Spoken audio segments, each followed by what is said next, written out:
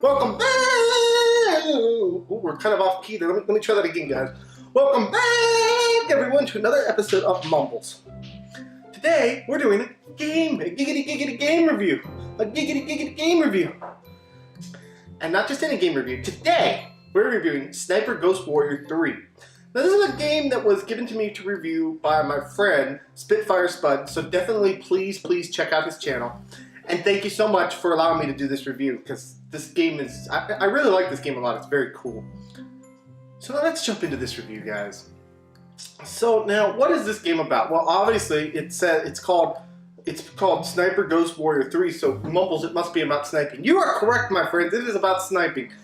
Basically, you're thrust into the shoes of John, and basically he is a badass sniper slash warrior slash marine slash whatever you want to call him, and he's badass, basically. Now, there's more to the story than just that, as far as, you know, some kidnappings that go on that he wants to solve and things like that. But I'm not going to spoil anything. I'm going to leave that alone and tell you guys that this is basically a modern version and a modern take on what snipers have to do, what they have to go through.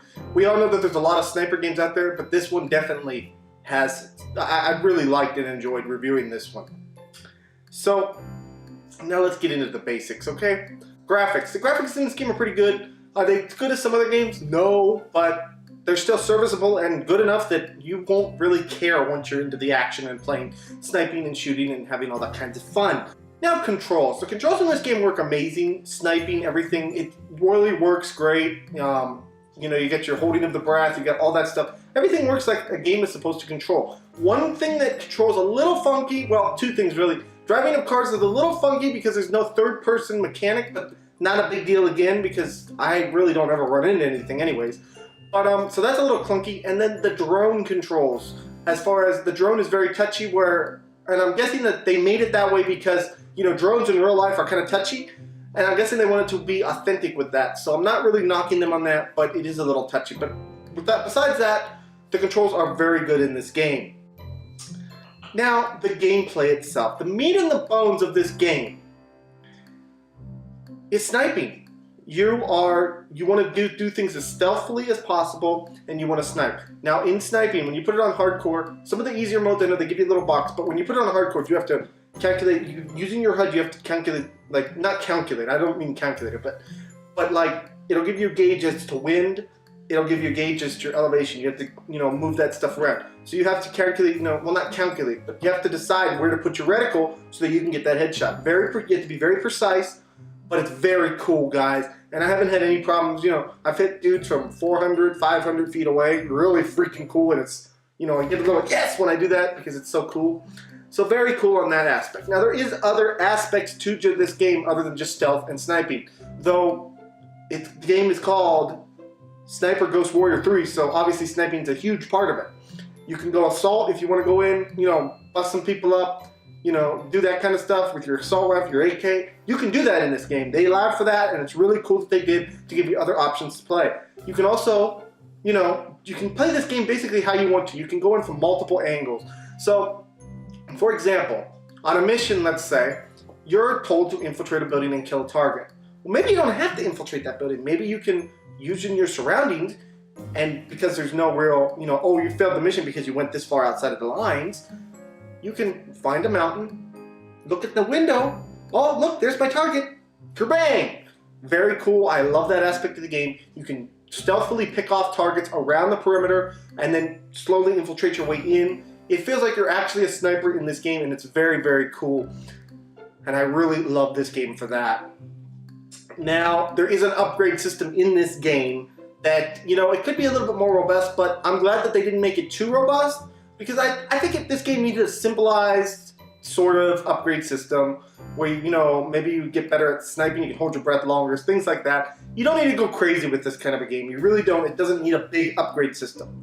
Now, one thing that they did make big is the amount of guns that you can use. You can use all different kinds of sniper rifles. You can customize them as you want. You can put different camos on them. You can do all that stuff in this game. You have to deal with your silencers. Your silencers do not last forever, just like in real life where they get bigger, you know, because they're going through the thing.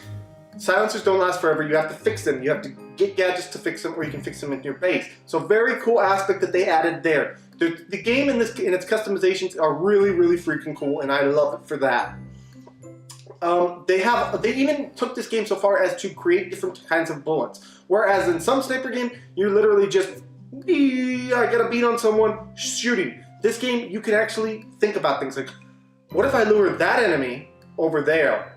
You can do that. Simply switch bullets to your luring bullets and think over there, and the enemy's like, oh, what was that? Ah! And he runs that way after that. So very cool aspect. I like how they made it that you can switch different bullets. There's explosive bullets where you can knock down trees and things. There is luring bullets, as I told you guys about. There's tagging bullets where you can see all the enemies without actually, zooming in. And there is armor penetrating bullets, just like in real life. So those are very cool aspects of this game that you don't really see in other games that I think is really super cool and adds to the stealth feel of this game. Now you can build bullets or you can buy bullets, and you can build gadgets or buy gadgets. That is another aspect of this game that's very cool. One mission I was told to infiltrate a rail yard, steal some documents, and do that, okay? Another mission I was told I had to infiltrate a wedding. And to do that, I had to not only find the uniform and find a truck to be able to get into this place, but I had to, do all this without alerting enemies or anything. So, very cool. They have a lot of diverse missions in this, so it's not repetitive like some games. So that's really all there is to the gameplay of this game. Very cool, and I know I've talked about it for quite a while, but there's so much to this game that it needed talked about because this is a genre right now that there's a lot of different kinds of games in it.